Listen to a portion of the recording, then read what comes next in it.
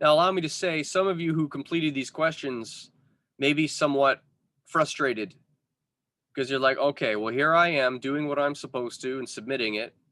And now Mr. Seidenberg, like we knew he would, is taking it up and he's going to post it so that everybody's going to have access to the right answers. On the one hand, that might make your blood boil a little bit because you're like, what was the point in me actually watching the episode and answering the questions on my own if old man Seidenberg was just going to give me the answers anyway?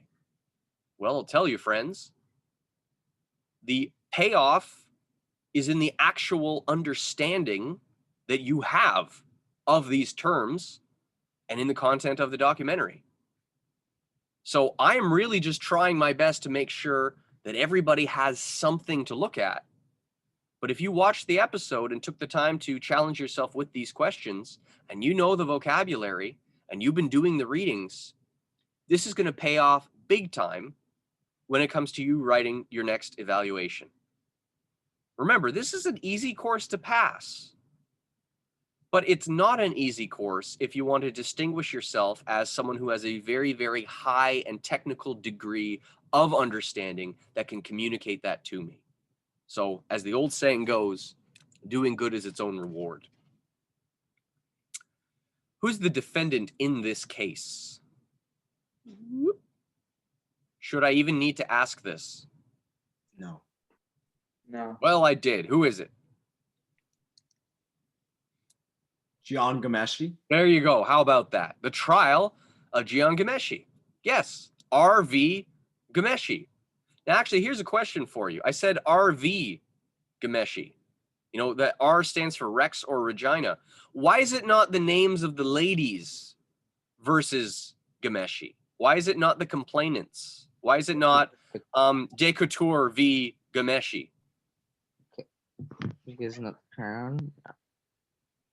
Yeah, this is a criminal trial, not a civil trial, right? If Lucy Decouture was choosing to sue Jian Ghomeshi for, pain and suffering or, various other things, that would then be a civil matter, right? The citations for civil law are completely different. It's person versus person. Now, I can tell you this, the odds of Lucy Decouture actually successfully suing Jian Ghomeshi for anything are probably pretty low, considering the aftermath of the trial. But Jian Ghomeshi was indeed the defendant. Society was putting him on trial. What is the role of the Crown? I've already, mentioned that in my rant the last couple of minutes. What does the Crown do? The Crown was trying to prove beyond reasonable doubt that the accused, or Jian Ghomeshi, committed his offenses.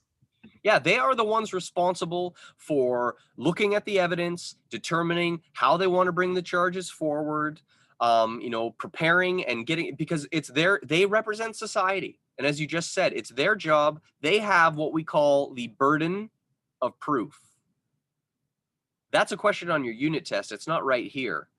The burden of proof is on the Crown. Can somebody explain that in a different way? What does that mean, the burden of proof? So let's say that the Crown accuses Jian Ghomeshi of these crimes. Jian Ghomeshi does not need to prove he's innocent. The Crown needs to prove that he's guilty. Yes. And in fact, did Jian Ghomeshi say anything throughout the trial? No. No. He literally didn't, which was him listening to his lawyer. And that's probably one of the smartest things he could have done. Because the reality is, you do not have to prove your innocence. It is the Crown's job to prove that you're guilty. Okay? Now, again, we are talking about criminal trials here. I want you to be very careful with this information. Okay? If your parents want to have a conversation with you in regards to something that they suspect that you have done, or possibly have not done, maybe you had some obligations that you were supposed to fulfill and you haven't done them, and they want to have a family meeting or conversation about it, and then they ask you, hey, about that homework, anything you want to tell me? And you just sort of zip up your lips, kind of look at them and shrug and be like, you know what? I don't feel comfortable talking about that until I have a chance to talk with my lawyer. That is not going to go well with you. Okay? Let me tell you that right here and now. Because it is a completely different situation. But when we're dealing with criminal trials, and if there's enough evidence to actually bring something to trial, the burden of proof is on the Crown. What is the role of the defense counsel? And by name, it was Murray Hennon.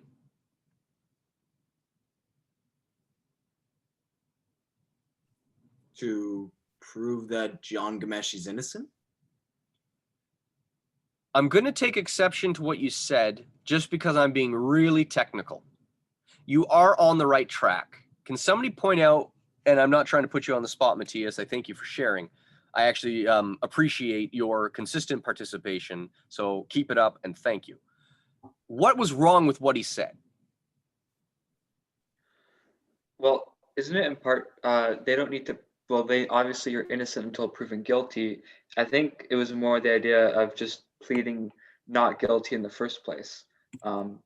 And so that they'd be acquitted of all the charges that were dropped. So I think Jian's lawyer, all she needed to do was just advise Jian in which way to go, which was to plead not guilty. Right, and then going back to what you said before, and Matthias, like I know that you know what the correct response is. But the reason I was taking to exception to what you said is that we often say, oh, well, it's the defense's job to prove that, you know, the accused is innocent. And technically speaking, no, they don't need to prove that the accused is innocent because the accused is already innocent until proven guilty. Their job is to basically disprove the Crown's case. Now, you might say, oh my goodness, it's the same thing. If you disprove the Crown's case, you're saying that the person's innocent. Well, I want to put this out here. I've seen this episode a few times. I've looked into some of the other evidence. Jian Ghomeshi, from all that we can tell, is not a particularly nice man.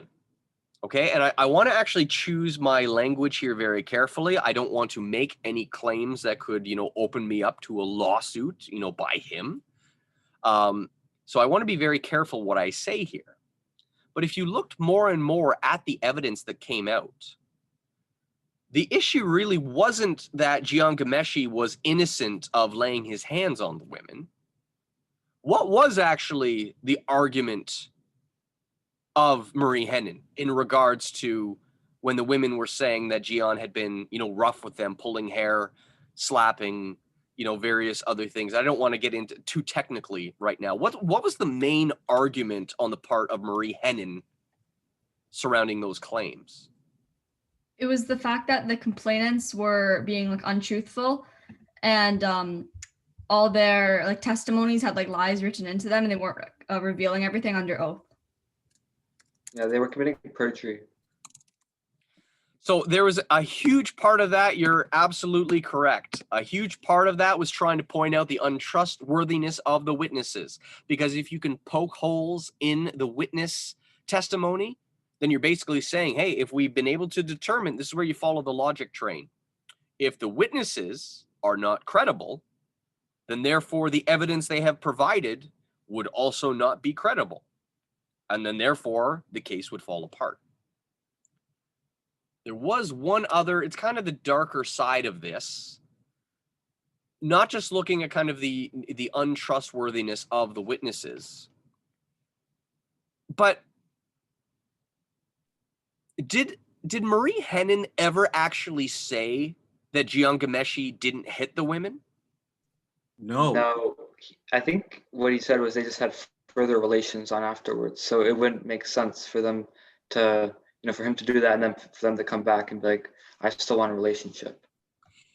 And here's then where we're getting into, and I really don't want to spend a lot of time with this because we have so many other things to talk about, but the kind of the depravity aspect here.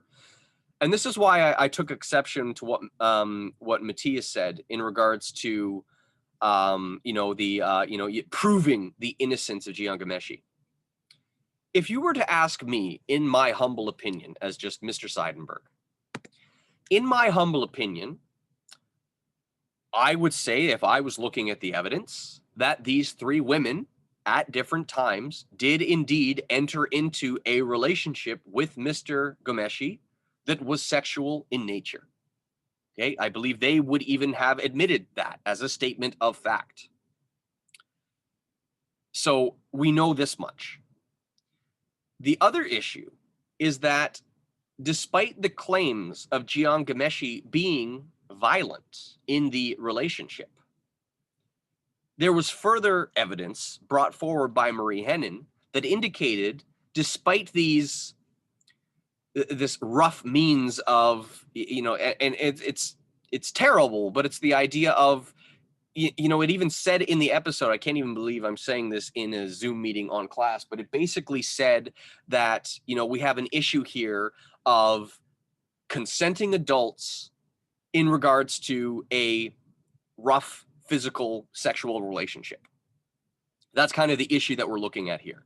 So a lot of what Marie Henin's argument is not that she never actually made the claim that Jian Ghomeshi didn't pull anybody's hair or didn't, slap them or anything like that. The argument surrounding this whole case was the untrustworthiness of the witnesses and the fact that despite the fact that Jian Ghomeshi may have been, a rough individual physically, it appeared as though the women were actually consenting to this. And then it becomes a matter of, well, if you are consenting to it, then that takes away the whole issue of assault, right? Because assault has to be something that is not consented. And again, there is a whole, rabbit trails that we could go down to into like, well, Mr. Seidenberg, are you saying that people who are in abusive relationships who don't leave, are asking for it? Or are you saying, I am not saying that at all. Yeah, I want to make this very, very clear. Okay. Relationships with people are very, very complex. And you can hear testimony of people who have been in abusive relationships and why they have chosen to stay, especially, in regards to, often kids or other minors and various other things.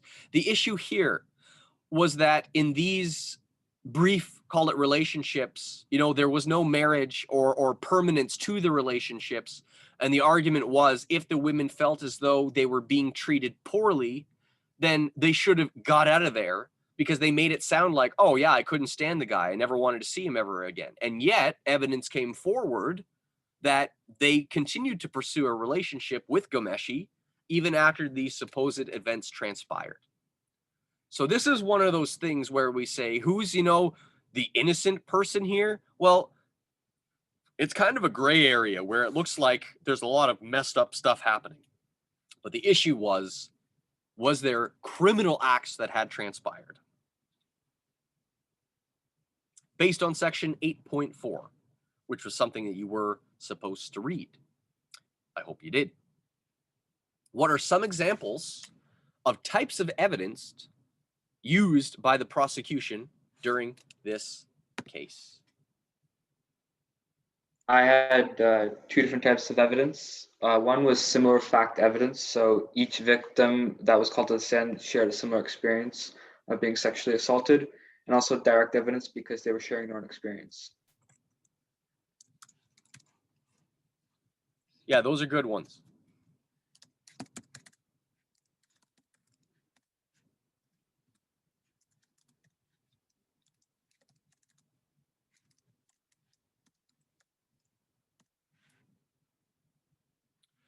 And this was actually one of the ones that was mentioned by name, right? And so you're right. Anytime that you have a witness talking about what they experienced or what they saw, that is what you call direct evidence.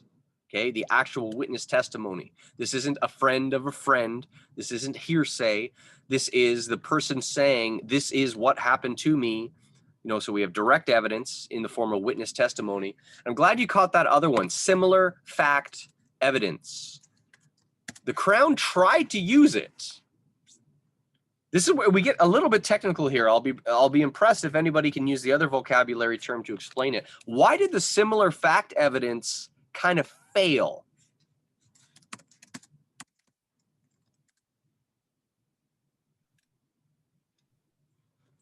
I'm pretty sure it was because two of the witnesses colluded. before the trial? That is a very important word. It's not technically a vocabulary word in this unit. I don't believe you'll see it on a unit test. I don't believe it's a bolded term, but I am glad that you brought it up because it's often used in TV and movies, and it is a real thing. Collusion, not to be confused with collision. That's a very different thing. That was our previous chapter. Collusion, sort of like a type of conspiracy.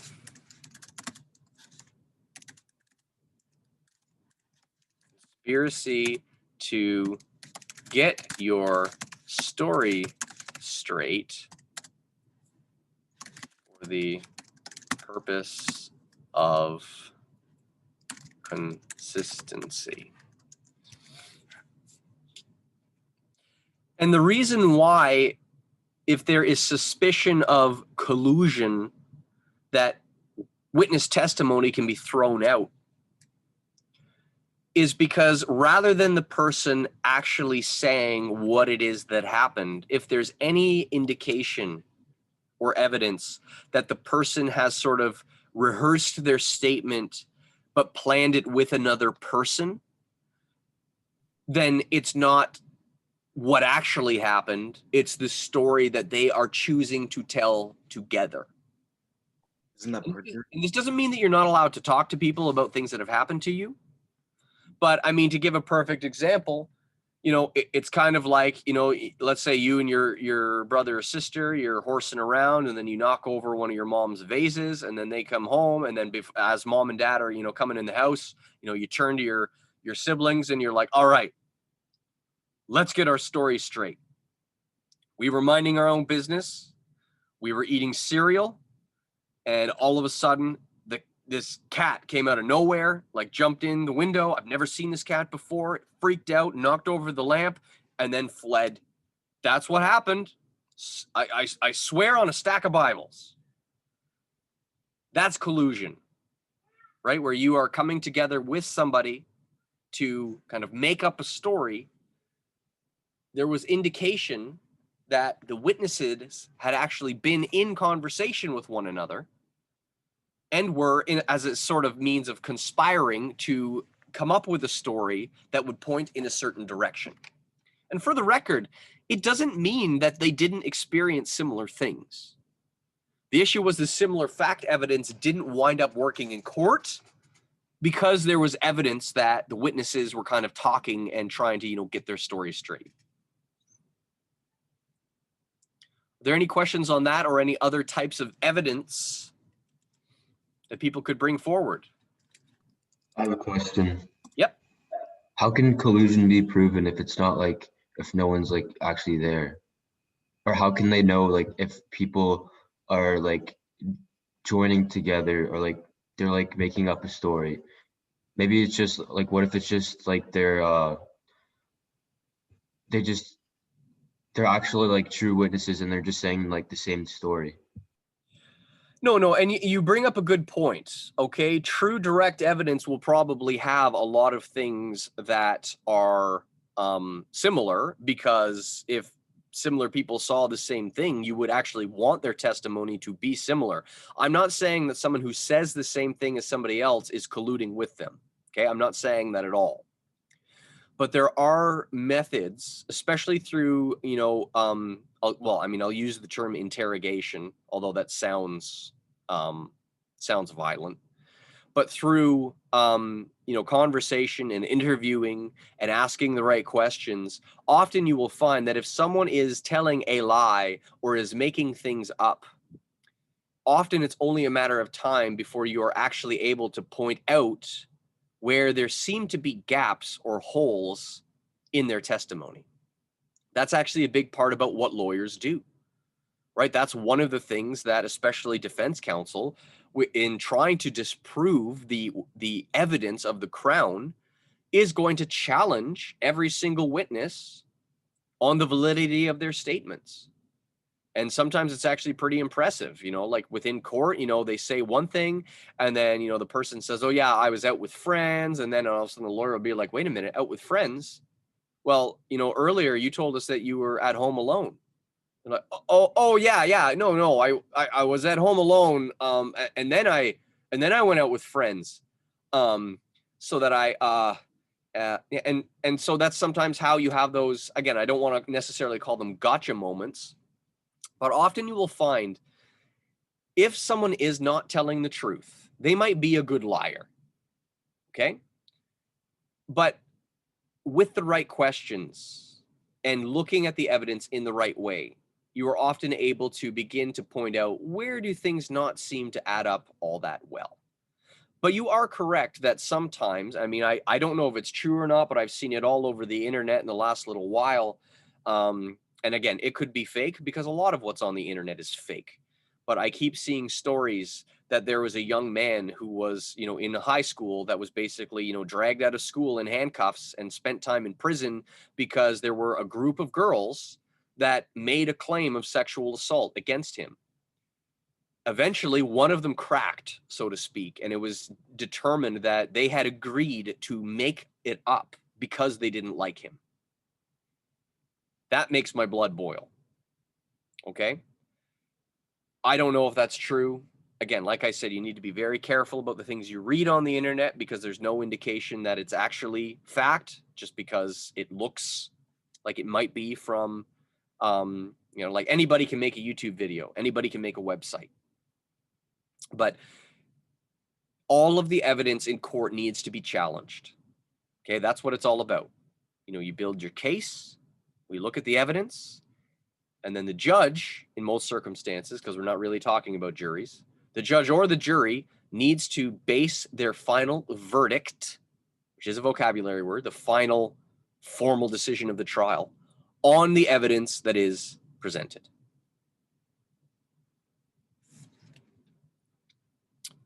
I'll skip this for now, because I finally want to get to, again, what was the final verdict of the trial?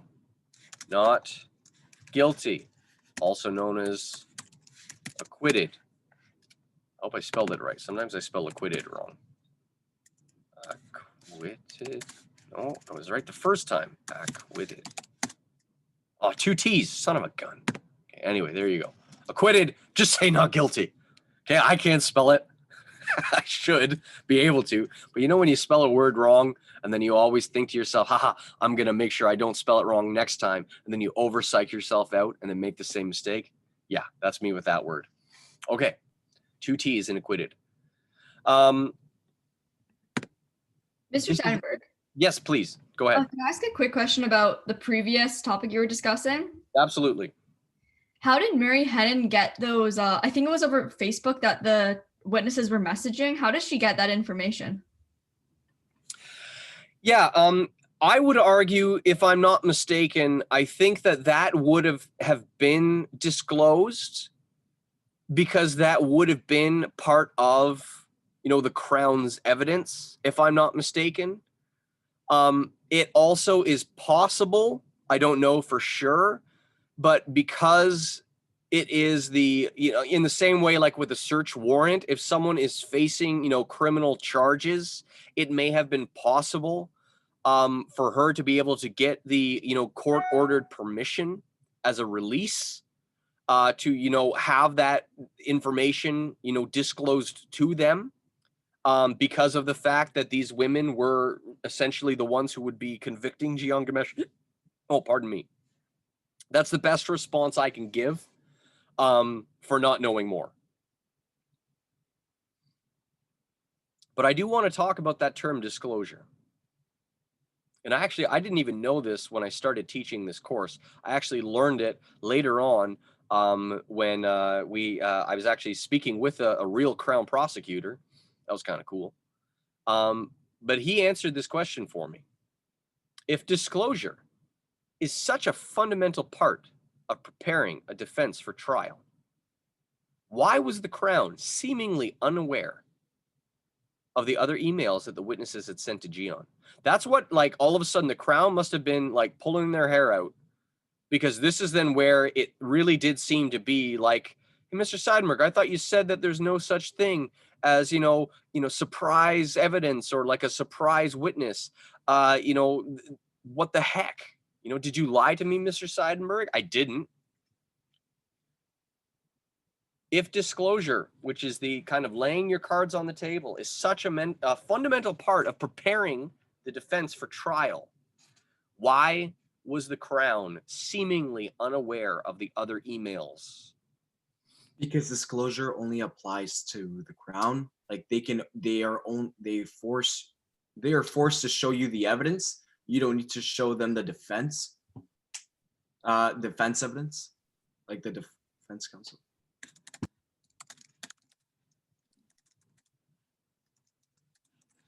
Also, the women, they never mentioned it to the Crown. They kept it secret, which was a big mistake for them. Sorry, please repeat. Lucas, what did you say?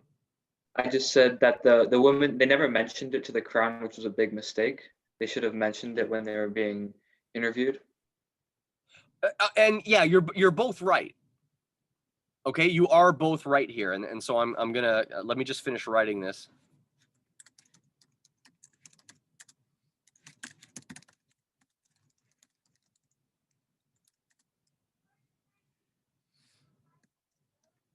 Spell oneself right? I hope so. So back to Matthias's comment, and this is true. Disclosure is essentially a one-way street, meaning the fundamental right is the right of the accused to see any and all evidence that the Crown is going to bring forward in court. That is how disclosure works. Disclosure does not work the other way. And an easy way to think about that is, let's say I am actually guilty and I have a whole bunch of pictures on my phone of me committing criminal acts. I don't have to turn that over to the Crown. If I'm like, oh yeah, disclosure, shoot, yeah, I guess I got to show you this, huh? No, that's not how it works. Now, I will say that if the Crown does believe that there's incriminating evidence, maybe on someone's personal device, as we talked about in the last chapter, they can go through the right steps to try to get some sort of court-ordered permission in the form of a warrant. But disclosure is a one-way street. But what if you delete the evidence before they can search your phone? Well, people try, right? And sometimes it works. Like that's the oldest thing in the book, especially with like drug possession. You hear about people trying to, flush things down the toilet. And that's one of the reasons why, if there is a drug raid, they tend to try to make it as, fast as possible. Obviously they need all the right warrants and everything, but they don't really want to just like, hello, is there somebody in there? We would like to come in if you have a few minutes. Flush, flush, flush, flush, that sort of thing. So the destruction of evidence is always a thing. And it's always, kind of I don't want to say a game, but it's always a challenge for law enforcement. I'm not saying it doesn't happen. Sometimes it's harder to hide things than one thinks. It's interesting that I saw, and this is something that was interesting that you often don't think about. There have been people that have, I saw a thing, and I forget what university it was, but there were some students at a university who after hours decided to, put on masks and, come onto campus and, spray a whole bunch of, like racial slurs and whatnot, over the campus. And one of the things that happened was that when they came onto campus, their phones automatically connected to the school Wi-Fi. So you actually had a means of identifying who these people were, despite the fact that they were trying to hide themselves. Yeah, it's like a meme I saw where, it says if you're dating somebody and, you take your significant other to visit a friend and then, their phone connects to your friend's Wi-Fi. Ooh, interesting. I'll leave it at that. So yes, disclosure is a one-way street. Back to what Lucas was saying as well, the Crown can really only go based on the evidence that they are able to collect. And part of that is only going to be based on how forthcoming the witnesses are willing to be. And this actually kind of goes back to our last unit where we talked about the challenge of human trafficking and trying to prosecute human traffickers. If a victim is scared or embarrassed or kind of just outright refuses to make statements or doesn't tell the whole story, then the Crown is essentially working with partial information. and can, you know, do the best that they can. Based on this episode and our analysis of court evidence, give reasons as to why the judge delivered this verdict. And I'm not asking really for your opinion. I'm saying, you know, in the judge's own words, or based on what you saw in the documentary, etc., what was basically the rationale that the judge gave for the verdict? That he was not guilty. I agree 100% that that is the verdict. Okay, so 100%. The issue that I want now is, can we dig into that a little bit deeper and provide the reasons that the judge gave as to why the not guilty verdict was handed down? Well, I said it was because of like the witnesses lying in the emails stuff in like short form. Yeah, and it was interesting. I know I would say lying as well. I mean, I think the judge came very close to, I don't think he outright said you're a liar, but at the same time, you know, there were terms that showed up on the screen that I think said like a willful disregard for the truth. Right. Right? Which is sort of like a fancy way of saying you're a liar. But yeah, basically, you know, the unreliable nature of the witness testimony does not provide reasonable or does not prove beyond a reasonable doubt the guilt of the accused. Another way of saying it is that the burden of proof was not met.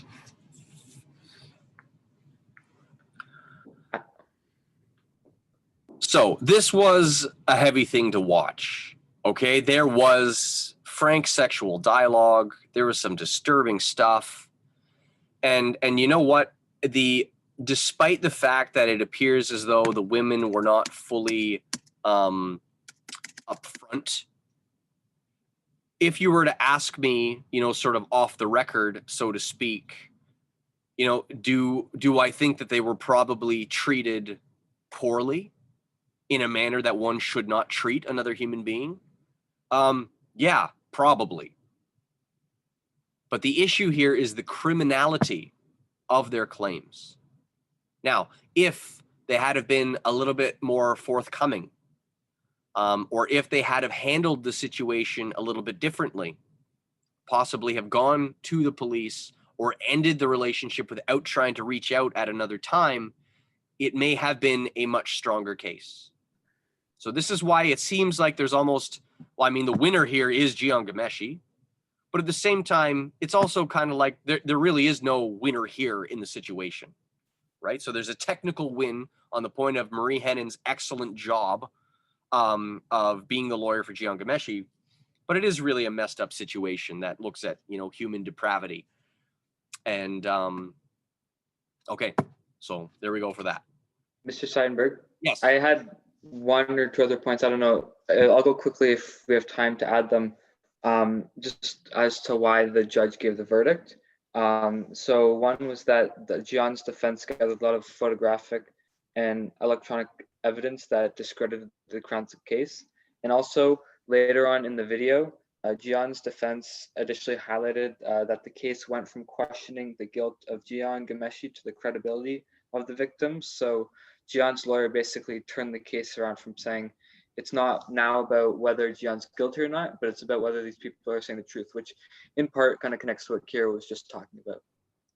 Yeah, and it really, every single case boils down to actus reus, mens rea, and the burden of proof.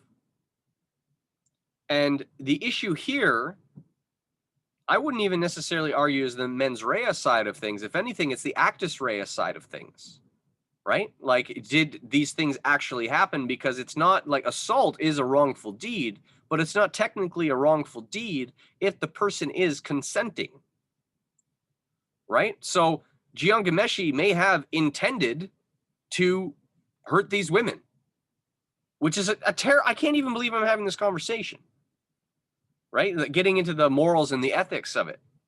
He may have intended to harm them physically as part of the nature of their physical relationship. The issue on this side of the equation is the actus reus side of thing, the actual wrongful deed, because in the same way, I don't want to compare sexual assault to sports. It's not the same thing.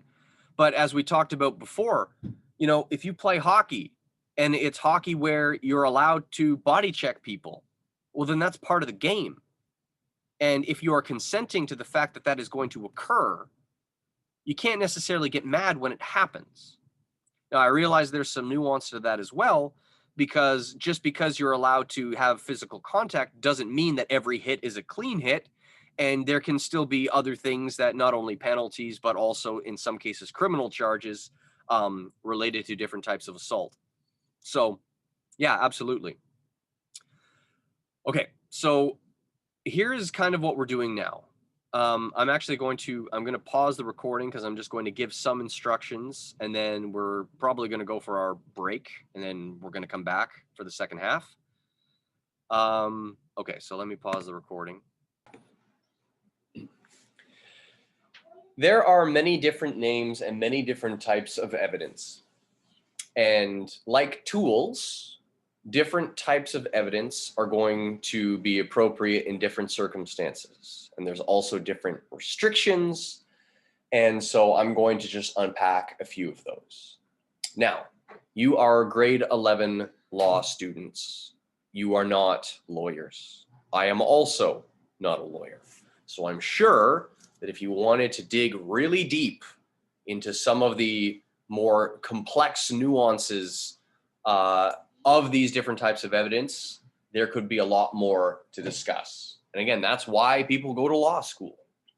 I'm going to give you what I sometimes refer to as the Coles Notes or the crash course version on what these things are. So when you hear the term privileged communication, if you weren't sure what that meant, it's basically lawyer-client confidentiality. And if you've watched enough TV or movies, you'll be like, oh, that's that thing. Like if somebody says something, you know, in confidence to their lawyer, the lawyer can't then come forward and be like, oh, you'll never believe what this person told me. Now, sometimes people will be like, well, does that mean that if you admit that you did it to your lawyer, you know, your lawyer can't do anything about that? Essentially, yes. And the reason behind this is in the same way that there is doctor-patient confidentiality, is because we want people to be able to be completely open and honest. If you are meeting with a psychologist or you're meeting with a doctor and they're asking you, so what are you thinking about right now? And really, you know, you're thinking about murdering your family, but you're afraid that that would get you in trouble. So you're like, oh, I was dreaming that I was on a beach and everything was fine. And oh, okay. You wouldn't be able to get a full picture of how to actually help someone as a mental health expert or as a doctor or a counselor, psychologist, etc., if you don't have the ability to have a confidential conversation with your client or with your patient. Now, you might say, well, Mr. Seidenberg, what if your lawyer decides that he doesn't want to be your lawyer anymore? Can he then just say, haha, now that I am no longer your lawyer, it removes the cloak of confidentiality, and now I'm going public with everything? No, you're not allowed to do that. Because anything that was said in confidence to a lawyer remains privileged communication, even if that person no longer is your lawyer. So that's the way that it is. And again, in the interest of time, I'm not going to field too many questions, because I always get, and they've made some movies about this too, well then, what if a person, you know, goes to confession and then tells a priest that they're planning on murdering someone later that day, and or that they admit to a murder, then what's the role of the priest? Because then they've taken their vows, but then there's also confidentiality, and we could get into this kind of whole circus of what if type scenarios. I don't want to kind of go down those rabbit trails because they make for some very interesting hypothetical and legal challenges and situations. But generally speaking, privileged communication means that if you are having a meeting, with your lawyer, you can say things in confidence, and that cannot be revealed at trial. There is, however, if it works in your favor, if you want somebody to testify, then you can actually what's called nullify, or mean to have no effect, privileged communication. And actually a movie that, well, no, they didn't do that. Oh, maybe that's not a great example. But I don't know how many of you have seen the movie Legally Blonde. Again, legally speaking, it's a terrible movie. Well, it's pretty entertaining. The first one was actually pretty well done. And yeah, this isn't a great example of privileged communication necessarily, but it does involve alibis, so whatever. Anyway, if you remember the film, or if you don't, it's a pretty good one. And so Reese Witherspoon's character, Elle Woods, as I believe she was just a law student at the time, she meets with the client who was charged with, the murder of her husband. And the one who's been charged is this, fitness guru. And, Reese Witherspoon's character is basically saying to her, like, well, do you have an alibi? Like, where were you at the time of the murder? Why don't you just admit, like, why don't you just say where you were, and then that could be your alibi? And, the person says, well, I can't, because actually I was getting liposuction. And, they have this moment of, no, really? Yes. And then actually, if she went forward with that, it would sort of destroy her career and all that she's built. And so they try to find a way to get around that. You are allowed, however, to have somebody break confidence if you want them to. What I mean by that is that, let's say that I have a psychologist or a therapist. If I'm charged with the murder of somebody, and that murder happened at 5 o'clock on Friday afternoon, and I know that Friday at 5 o'clock in the afternoon, I was in session with my therapist, then I, as the client, can tell my therapist, hey, can you please testify on my behalf that I was in session with you? I give you permission to do it. I'm in the position of power because I'm the client. So the client is allowed to nullify that privilege. There's also one more thing surrounding that. It's kind of a little bit, and this question was asked before in regards to like accessory after the fact, and the issue of spouses. And, if you are a spouse and you are, hiding your spouse, you can't necessarily get into trouble with the law as accessory after the fact, because, kind of with common law, specifically a marriage situation, they're sort of considered one flesh, so to speak. And I realize the legality of that is confusing.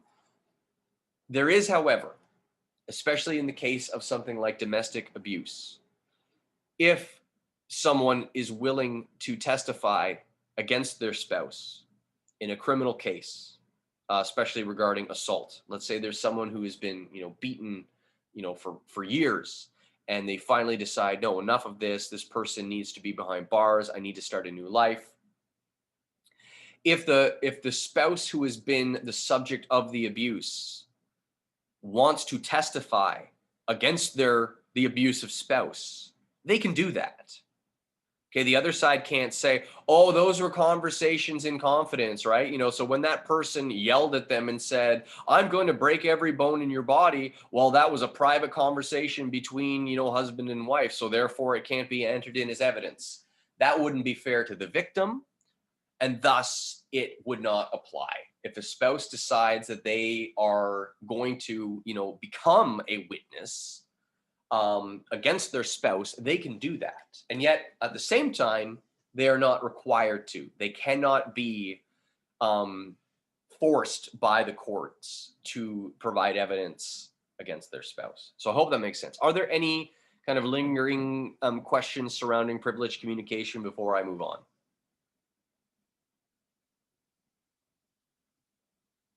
Clear?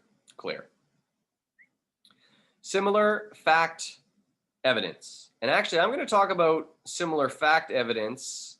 And did I move character evidence? Okay, I'm going to actually move character evidence. So I can do that. Why not? I'm going to copy and paste it. I'm actually going to put similar fact evidence and character evidence kind of side by side, because they are not the same thing, but at the same time, there are some similarities. We've already kind of talked a little bit about similar fact evidence regarding the Jian Ghomeshi trial. And with similar fact evidence, the idea is that if the person shows a pattern of behavior, they cannot claim that they didn't know the law or they didn't know they were allowed to do that particular thing. Okay? You know, there's an old saying, ignorance of the law is no excuse, although in some cases it might be somewhat of a mitigating factor. So if someone is charged criminally for, I don't know, let's say check fraud, and then they try to make the argument and you're like, Your Honor, I'm so sorry. I didn't realize that I wasn't allowed to write checks, that I didn't have money in my account. Well, then, you know, the prosecution can say, actually, we have your criminal record here and you've done this before. So you can't claim that you didn't know what you were doing because you've been here before for this very same thing. Now, I do put in bold here, the facts must be similar. What you're not allowed to do is play the, well, Your Honor, once a criminal, always a criminal. You can't do that. Okay, and an example of that would be, let's say, and we'll go back many years ago because these stores don't exist anymore and nobody buys CDs. Let's say that you stole a CD from HMV. You're like, how old are you, Mr. Zeidenberg? Anyway, they're around not that long ago. But let's say you stole a CD from HMV 15 years ago. Maybe you got caught. Maybe you pled guilty to shoplifting. Maybe you actually did have a criminal record. Well, if later on you're now facing assault charges and the prosecution stands up and says, well, Your Honor, clearly we've got a criminal here. I have their criminal record. And it says that 15 years ago, they were busted by shoplifting. Well, you know what? Someone who's a shoplifter also sounds like the type of person who would probably assault people. That is not a legal argument. And that would completely be thrown out. Reputation matters.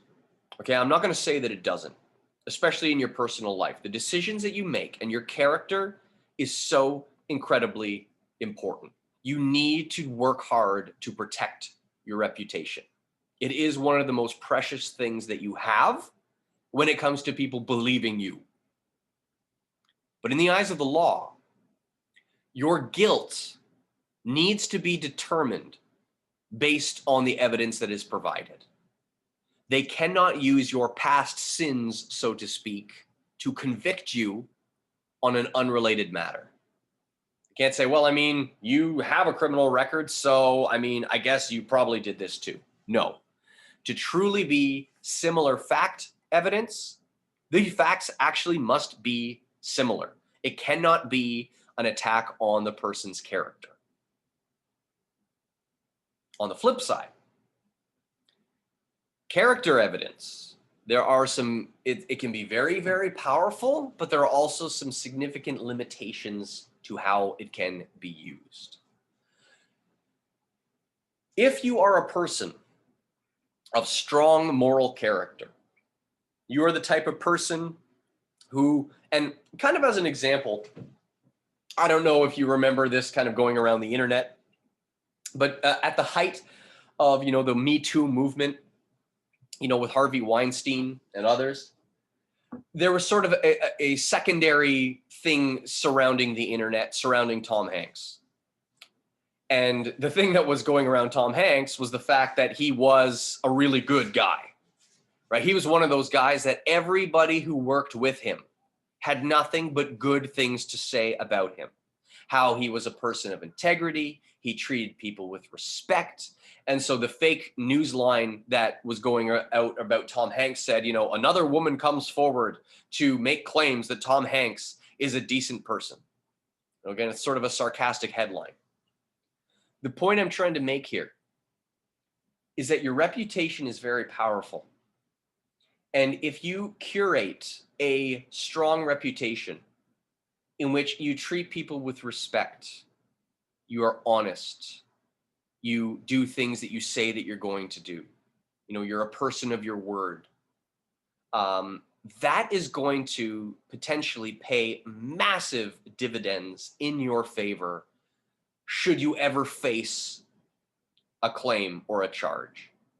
And really the point that I want to make is that you want to have a reputation so that if anybody were to come out and make a false claim against you, you would want to have an army of people who are willing to rush to your defense and say, that doesn't sound like this person.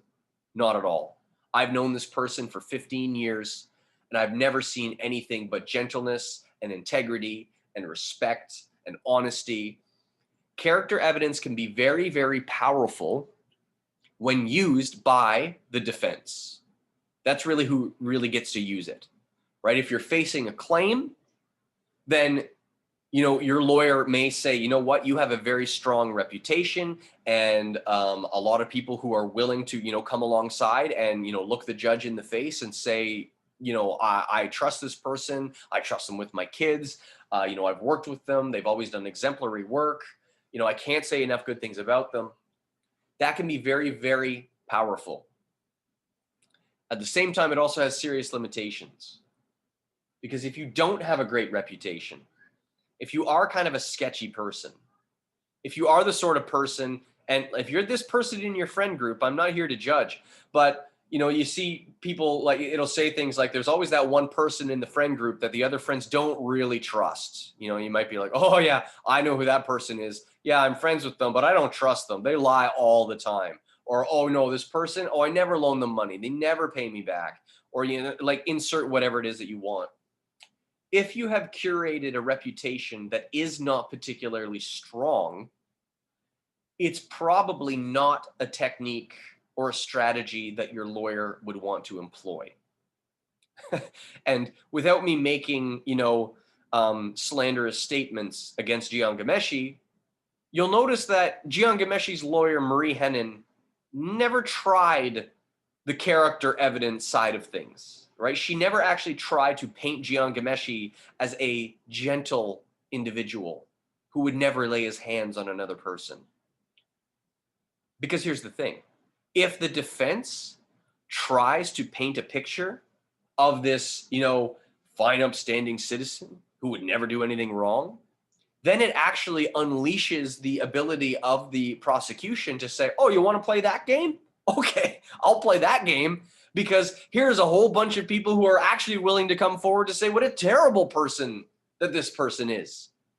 So that's the thing about character evidence. It's kind of a double-edged sword. If you have protected your reputation and you are a person of integrity and honor, then it can really be a great thing. At the same time, I'm also not saying if you've made some sketchy decisions in the past that you're destined to be convicted. I'm just saying that character evidence is probably not a route that your lawyer would pursue. Is there any questions about the difference between similar fact evidence and character evidence? I know at first glance they may seem very similar. I'm going to have a sip of this tea while I wait for any questions. Yeah, I'm still a little bit confused on the difference between similar fact evidence and character evidence. So I guess maybe another way to put it is that character evidence is about who you are as a person, whereas similar fact evidence is tied to actual things that you have done. So with character evidence, it's a technique that the defense might use to say, Your Honor, I know that these are serious charges, but we have 100 people who are willing to come forward and say that that does not sound like it fits the description of this individual who is a beacon of high moral standards in their community. It's also a way to sometimes discredit false witnesses. Like, for example, if, you know, there's one person who comes out and says, oh, you know what? Yeah, they sexually assaulted me. Well, then this is where character evidence may be very, very important, where if you have other people who work with this individual, or, you know, that can say like, you know what, I've never seen anything like that in this person. This doesn't sound like anything that they would do. It can sometimes be a way to try to minimize or discredit a false claim that's maybe being made by someone. Where similar fact evidence is kind of tied to the idea of also like being able to use someone's criminal record, especially if it's a repeat offender, right? If they're trying to be like, oh, you know, this is my first time in court, you know, go easy on me, Your Honor. Might be like, well, it's actually not your first time in court because you've literally been here before for this exact same thing. Does that make sense?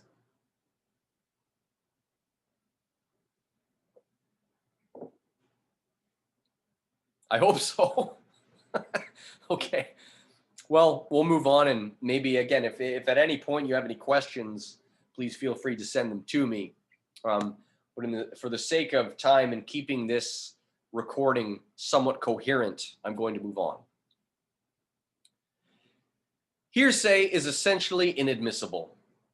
Okay, I realize in the text it might say that there may be some exceptions, but it's generally speaking, it's inadmissible. It's kind of rumors, speculation. Oh, I heard from a friend of a friend. It can be useful during an investigation because it may point investigators towards something. And we did that in class, right? When I said like, oh, Ariana said that, you know, Carter told her that he saw a fight in the parking lot. Well, then I'm not going to question Ariana. I'm going to try to go to Carter because he's apparently the one from whom she got that information from. So there's a big difference between hearsay and direct evidence. Opinion evidence sounds a little bit, I need to clarify a couple things. I like to call it expert evidence. Okay, so I'm going to say opinion evidence, aka expert evidence. Opinion evidence has nothing to do with what the average Joe Schmo on the street would think about the scenario. It's not like, hey, let's ask the guy on the street, what do you think? Oh, well, in my opinion, I think they did it because they totally look guilty. And no, okay, this is not American Idol. This is not, it's a democracy where you get to, you know, poll the nation and see what they think. It has nothing to do with that. Opinion evidence, aka expert evidence, is when a qualified expert gives their professional opinion. And there's just a few examples here, right? Doctors, coroners, ballistic experts, IT experts. There's actually no shortage of opinion evidence because anytime someone is an expert in a particular field, they could potentially be called in to give their professional opinion on a situation. There's actually lots of, you know, kind of funny court transcripts between doctors and coroners and defense lawyers. Because sometimes, you know, defense lawyers in trying to do their job are trying to, you know, discredit the work that the coroners or the doctors have done. And so, you know, we'll ask them questions and the doctors will have to answer them, but, you know, they're trying to catch them on technicalities and stuff like that. So, you know, if you ever, you know, kind of have the time to, you know, kind of Google, you know, funny court transcripts, there's some neat examples in there. But we are going to actually be talking about opinion evidence a little bit later today when we talk about NCR, which is not criminally responsible. The only way that a defendant would ever have a hope of receiving an NCR verdict would be through qualified opinion evidence in which multiple doctors and psychologists would be willing to come forward and make the convincing case that in their professional opinion, the defendant was unable to generate the necessary mens rea in order to be convicted. More on that will come, as well as a 20-minute episode of The Fifth Estate on 2 very high profile cases surrounding 2 people. One ended in a successful NCR defense, the other one did not. So we're going to juxtapose those a little bit later. Photographs, electronic devices, etc. I don't want to get into, too many details here in regards to, when you can use it, when you can't. I will say this, that, there was the old saying that, pictures are worth 1,000 words. It's true, but a lot of you may also be in Comtech. And one of the things you can learn in Comtech is that it's very easy to make pictures look different than they were originally. You can edit them. In fact, some of you may be aware of, there's some videos going around online, like they're kind of creepy to watch and fascinating at the same time, but deep fake videos in which you take somebody's face, for example, Arnold Schwarzenegger tends to be one. And then, you put their face on another person's face, from famous scenes, in TV and movies. I saw one that kind of scarred me for life, where it was actually, Jennifer Lawrence giving a speech, but they had deep faked Steve Buscemi's face on her body. And those images haunt my nightmares to this day. So the point I'm trying to make here is that not only do you need proper restrictions in regards to get certain types of, video or electronic or, phone related information, you also may require opinion evidence from, IT and, photographer experts that can actually indicate with their experience whether or not, photos are originals or if they have been doctored. And so there's increasingly that is used a lot. They used to say, well, pics don't lie. Well, guess what? Most pics do, right? And I'm not even just talking about putting a filter on something. I'm saying that in order to have evidence be deemed admissible in court, not only do you need to follow the right permissions, but you have to also ensure the validity of the things that you are looking at. Polygraph evidence, lie detectors. Inadmissible because robots are not infallible. Now you might say, well, Mr. Seidenberg, computers do a pretty good job. We trust calculators and stuff like that, right? Well, you have to understand that polygraph evidence is somebody making an interpretation in regards to different outputs that they see, breathing and blood pressure, etc. They can be a pretty good tool to see if somebody's hiding something, or if maybe they're not telling the full truth. There's actually a really, classic funny scene in The Simpsons, very early season, back when it was funny, when, they strap Homer to a lie detector machine and they're explaining it to him. And they just ask him the simple question, Mr. Simpson, do you understand? And he says, yes. And the thing explodes. The humor being, of course, that he lied so badly that anyway, you get it. It's not funny if you have to explain it. But polygraph evidence, it is a real thing. There's a lot of myths and misconceptions surrounding them. It's used a lot in TV and movies. They are real, and they are actually really effective at helping investigators figure out whether or not a person that they're talking to, is telling the truth, the whole truth, and nothing but the truth. It's also, by the way, if you are going to take a polygraph test, if I'm not mistaken, and a lawyer could correct me, you cannot be forced to do a polygraph test. You may choose to do so. You might say, well, why would you ever decide to do that? Well, if you've got nothing to hide and you want to help show the police that you are not a suspect and that they're on the right track, you may choose to willingly do a lie detector test to sort of say to them, hey, I'm not your guy. And it's a means of cooperation. That being said, if you're not sure, you may wish to talk to a lawyer. And the police will tell you that as well, right? Before you do this, you realize that you're here of your own free will. And if at any point you feel uncomfortable, then, we can stop. Yeah, lie detectors often kind of appear in the media because I know that they've been used at times. I think there was a TV show in South America years back where it was like a game show, but they would hook people up to the lie detector and would ask them really, really tough and possibly embarrassing questions. And I think it eventually got taken off the air because as much as people love to watch it for sort of the cringe factor, it was like quite literally like destroying families. And so in court, they are real things, but the results of a polygraph are inadmissible. Confessions, we don't actually have to talk about all that much because you watched the video surrounding Russell Williams. A couple of comments that I want to make here is that confessions need to be voluntary.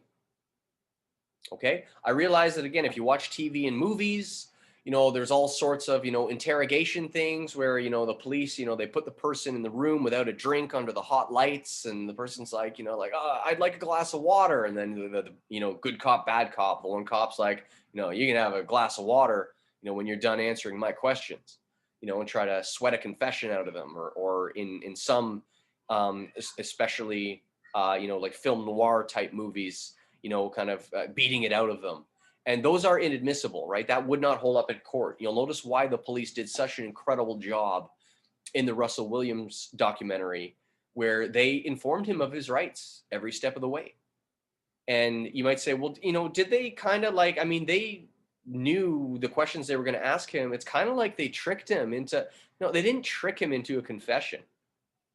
All right. They did their work and they brought in a suspect and eventually were able to get him to realize that he was stuck.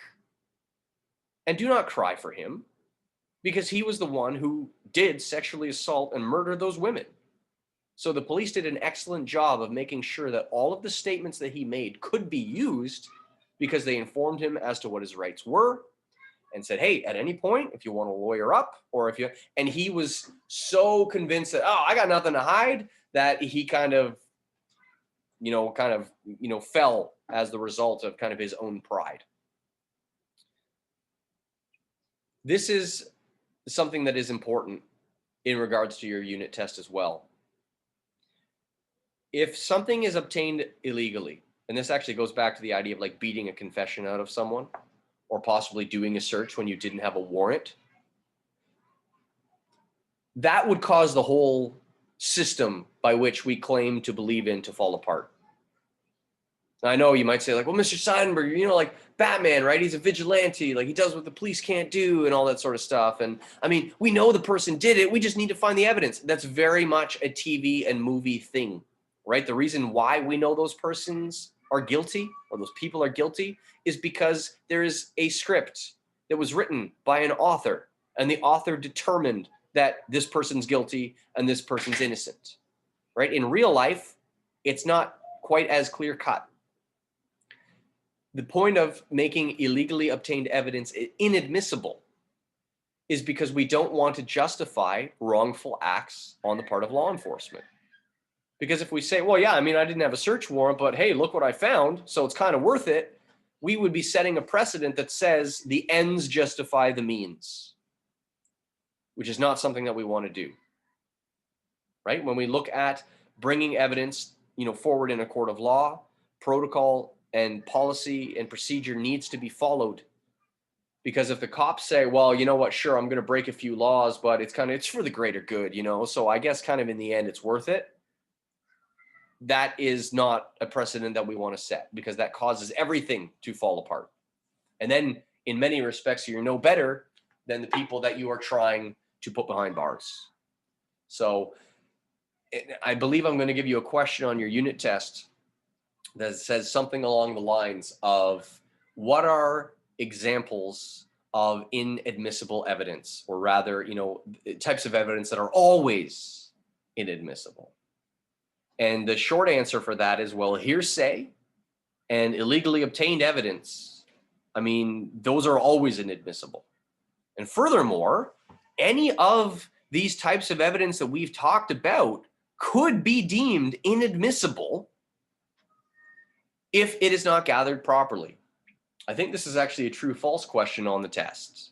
True or false? DNA evidence is always admissible in court. Is that true or false, and why? Can you repeat the question? True or false? DNA evidence is always admissible in court. False. False. I would say that's false. That is false. Now, at first blush, you might look at it and be like, oh, well, I mean, it's DNA. DNA doesn't lie, right? I've watched CSI. That's how you get people. DNA. The reality here is that if certain things aren't followed, or if it is gathered illegally, or if there's some sort of other mix-up or various things, just because DNA evidence can be very convincing, it doesn't mean it's always admissible, right? If laws are broken or policy and procedure is not followed, or you cannot actually vouch for the accuracy of the results, then it can be thrown out. Okay, any type of evidence can be thrown out if the rules aren't followed. I have a question. What if it's done, like, for example, let's say that somebody comes into their own free will to the police station, and they start asking questions, and they say, here, have a bottle of water, and then, they put their mouth on it, start drinking, throw it away, and then the police comes, swabs it up, sends it to a lab, boom, and, you have it there. Would that be illegally collected?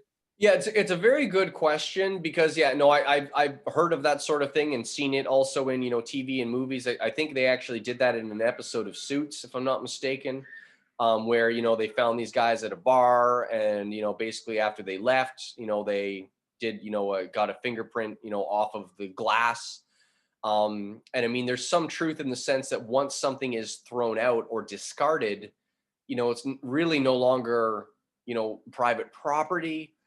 But so you ask a very good question, and I don't know.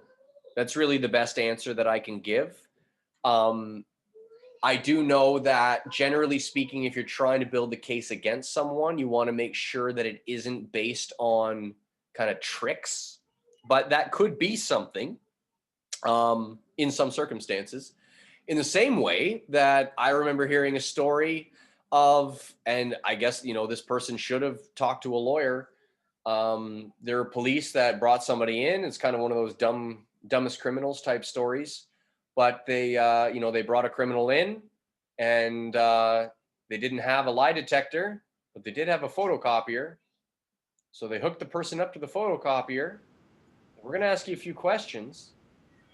And they took a piece of paper that said he's lying, and they put it in the photocopier. They asked him a question. They said, hey, basically, did you do it? And the guy said, no, I didn't do it. So they hit the button, and then the photocopier shot out the piece of paper that said he's lying. And then the person cracked. He's like, all right, fine, I did it. I'll admit to everything. I hope that story is true because it's hilarious. The reality is there's a lot there that could have been avoided if the person had have chosen to speak with a lawyer. And as I said, right, you don't want to base your case on kind of parlor tricks, but I'm sure there have been lots of unique and clever ways in which police have been able to do investigations. I mentioned the fact that, for example, they believe, and I don't know the results of the case, but they believe that the cold case of the Golden State Killer, that they have finally found out who it was. And for years, they had no idea who it was. They suspected that it was possibly someone in law enforcement because they seemed to be kind of 2 steps ahead of the police at every stage. Well, using, Ancestry.com and, 23andMe or whatever those things are, like where you do the swab and it sees, your ethnicity by, percentage and all that sort of thing. They're actually able to sort of cultivate user data and kind of work backwards investigatively and point towards a suspect. And so there is a lot of creative police work, but at the same time, they always want to make sure that they check with the people who know and the legal experts to determine if we gather evidence in this manner, is it going to be thrown out? Because there's nothing more frustrating than having evidence that can't be used. So I hope that answers your question. Okay, so I'm going to pause the recording again. So there, of course, is a lot of vocabulary in section 8.4. Well, we've done a summary of the types of evidence, different circumstances in which they might be used. Some are more important than others in regards to other conversations we're going to have. Again, as I've mentioned before, opinion evidence is probably the most important one because it is something that gets used all the time, and it actually plays a big part of one of the defenses that we are going to be discussing throughout the remainder of today and into tomorrow's class. We know that the defense does not need to prove the innocence of the accused. What they do want to do is to disprove the case of the Crown. Remember, it's kind of like tennis, right? The Crown serves it up, and then self-defense wants to send it back. Kind of like if you think, although it's not like tennis in the sense where, scoring points and then, we just count it up and, ooh, that's a good point there. Oh, shots fired. All right, there's a point for you. It's not about the flash and the charisma that you see kind of on TV and movies, right? It's on the merits of the overall evidence. When it comes to the defense, there are certain terms here that we're going to work our way through. One of the best possible defenses, and it's probably a term that you've seen before, is that of an alibi. And an alibi is essentially the defense that you were somewhere else at the time that the offense occurred. So if you have a reliable alibi and people can vouch for you, that is going to be a very, very helpful thing in regards to, shutting down the Crown's case. Again, with all things, just because you have an alibi, it doesn't necessarily mean that it is completely and totally bulletproof, because often people will say things, and this is where you can get into things like collusion. If you're like, oh yeah, I was with my buddy, and then your buddy is like, oh yeah, they were with me for sure. Well, I mean, now if they're lying and there's perjury, then that's a bad thing. At the same time, an alibi can be very, very powerful. We actually talked about self-defense specifically through the lens of non-culpable homicide. I don't want to revisit that. There are other means in which you can defend yourself and the other person doesn't have to die. Okay? We're not talking about homicide here.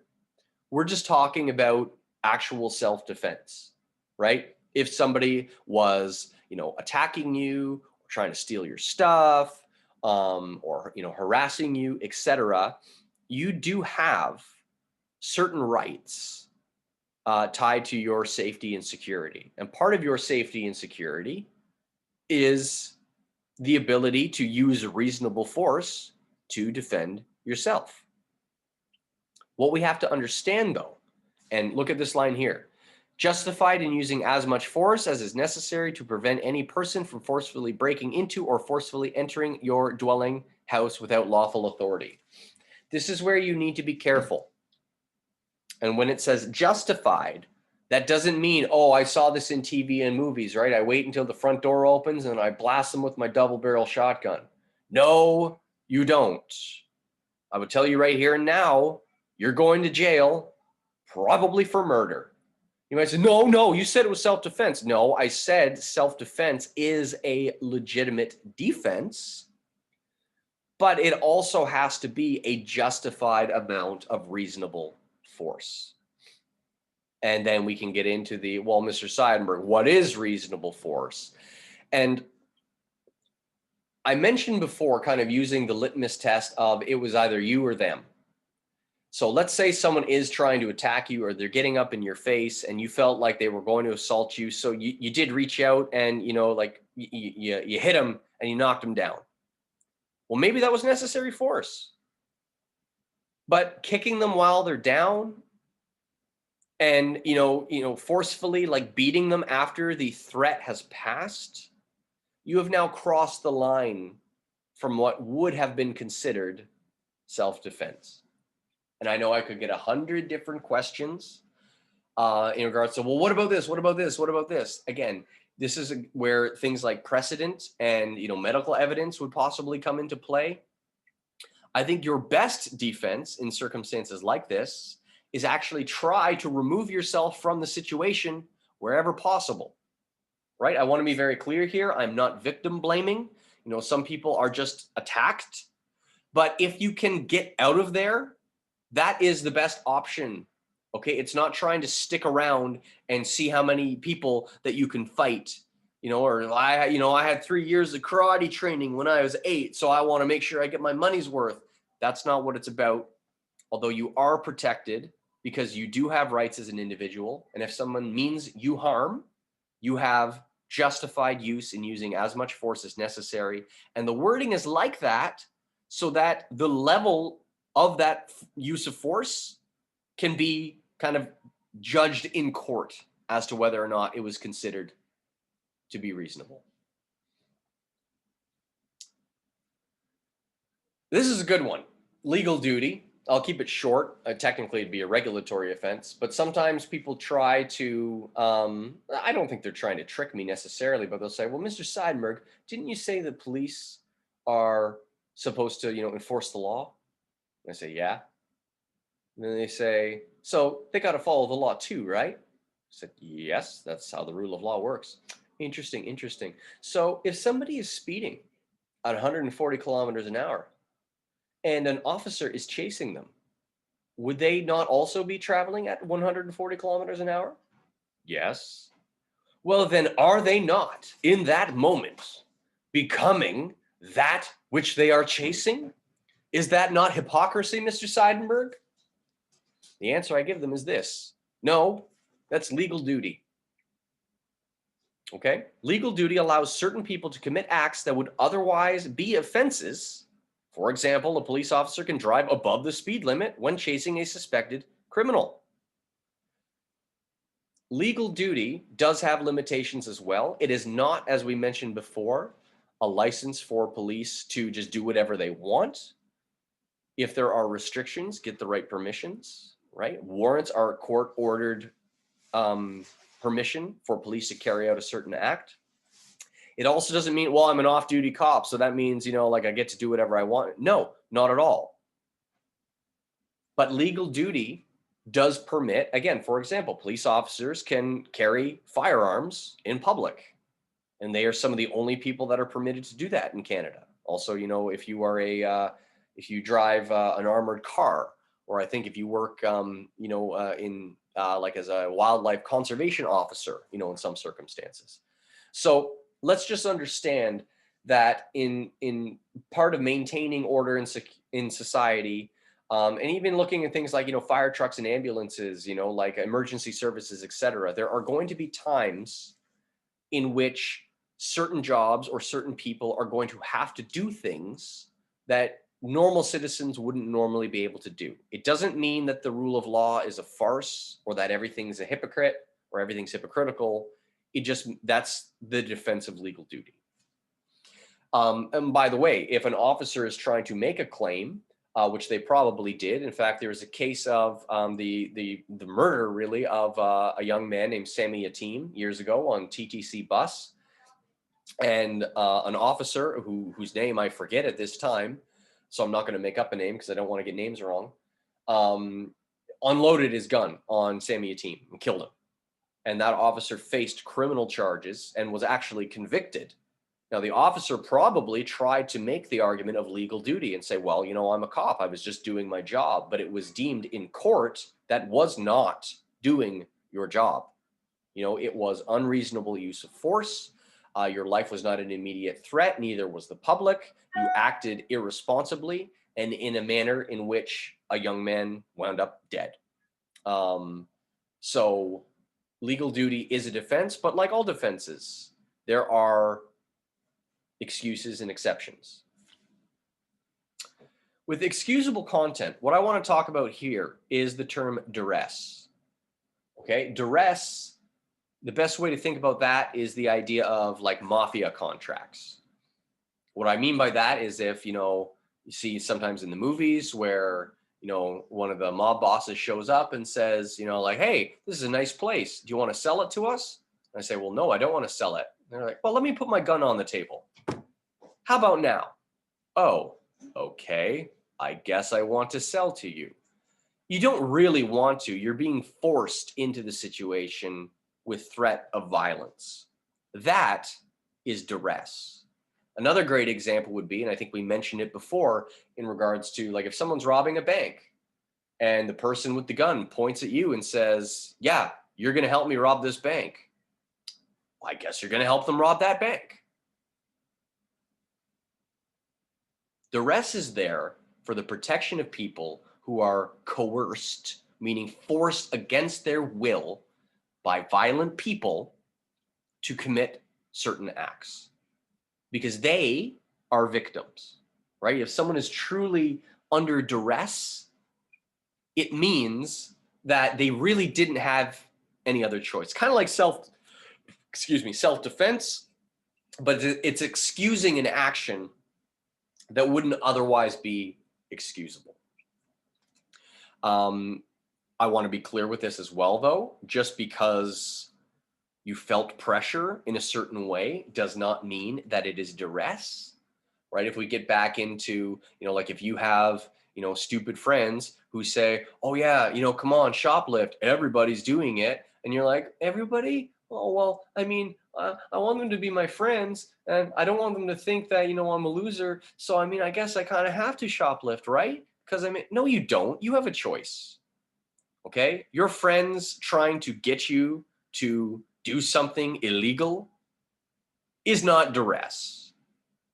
Okay? I just want to clarify that. So it is a very real thing in order to protect victims from being convicted for things that really aren't their fault.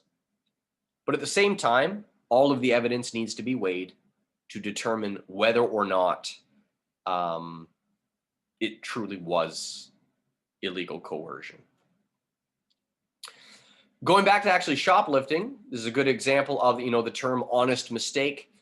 And, you know, I don't want to talk too much about, you know, civil law and being sued. I think we talked about that before. I believe it was, you know, Lauren was talking about working in, I think it was a craft store. And they basically said, if you think someone's shoplifting, like, don't even do anything about it. And, you know, that's sort of because nobody wants to get sued. And that's kind of a separate matter. But honest mistake can actually be a defense, right? It means that the offender truthfully did not know he or she had committed a crime. And the defense is most commonly used by people who are found in possession of unpaid items while shopping. Specifically, if someone is using like a shopping cart and they put something on the lower level, oh my goodness, sometimes you forget the stuff's down there, okay? You just do. And so often now, usually you won't even be charged with shoplifting. Usually they'd say, like, even if the thing goes off. I was actually in Winners doing some Christmas shopping and I heard a ding. And then the voice came over the announcement that said something along the lines of this. You know, sorry for the interruption. We failed to remove the, you know, safety sticker from, you know, the item that you are carrying. You know, please return to customer service so that we can.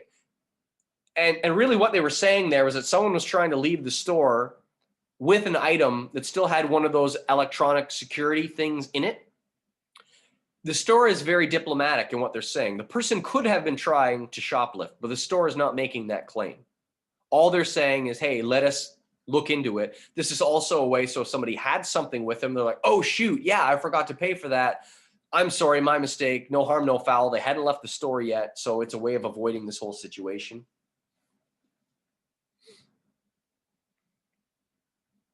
Now, when it talks about mental disorder and NCR, this is where you are going to have some homework, okay? I'm skipping this for now, not because it's not important, but because you are going to have some considerable reading to do in order to prepare for this conversation tomorrow and when we kick off chapter 9. So we'll come back to it. I am going to wrap up chapter 8, though, by looking at the wrap up. We've talked about consent as a defense. Oh, double jeopardy. don't really worry about that, although they made a movie out of it. Double jeopardy basically means that, you know, you can't be tried twice for the same offense. So if you've already served your time for something, they can't punish you again for the exact same thing. I want to point out here, that doesn't mean you can't be a repeat offender. Okay, so let's say you robbed a 7-Eleven and you went to jail for robbery, and then you got out. And then one of your idiot friends in jail said, oh, double jeopardy, you can't be tried twice for the same offense. So when you get out, do the exact same crime, the exact same place, because then they can't do anything about it. No, that's not a thing. That's you doing the exact same thing at another time. That's not double jeopardy. That's you being a repeat offender. So to be clear, double jeopardy is there to ensure that someone who has already been punished for something, they paid their debt to society, we move on, right? They can't be like repenalized again. I realize sometimes it's sort of like, you might say that like parents might hold things against you. Like, let's say you messed up one time and you got punished for it. And then like later on, they punished you again for it because, hey, you remember that one time you did that thing? Well, you know, that's why now you can't do this other thing. You might be like, oh my goodness, when are you going to let that go? Or when are you going to trust me again? That's sort of a separate issue. But again, in the eyes of the law, you cannot be tried twice for the same offense. And don't actually worry about this Latin. Okay, don't worry about it. I've never asked anybody anything about it.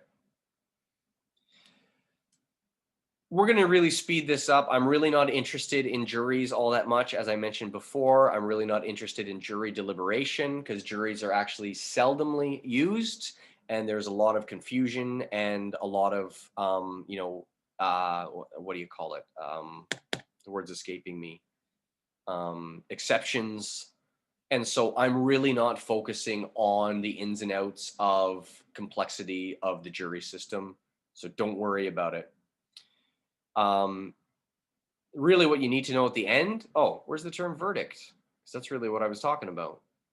That's all you really need for section 8.6. Really, oh, here we are. Oh, it's not even technically a bolded vocabulary term. Well, it's good that we're talking about it. A verdict is the final decision of a trial, whether the accused is guilty or not guilty, or door number 3, which is NCR. NCR is not innocent. It's also not guilty. It is a separate sentence. We're not saying the person wasn't, in the wrong from an actus reus standpoint. But what we are saying is that mens rea has not been proven. And thus the person, specifically on grounds of possibly mental illness or lack of capacity, is deemed to be what we call not criminally responsible, which is not the same as not guilty. And I wanted to make sure that we clarified that before we wrapped up chapter 8, which we have just done.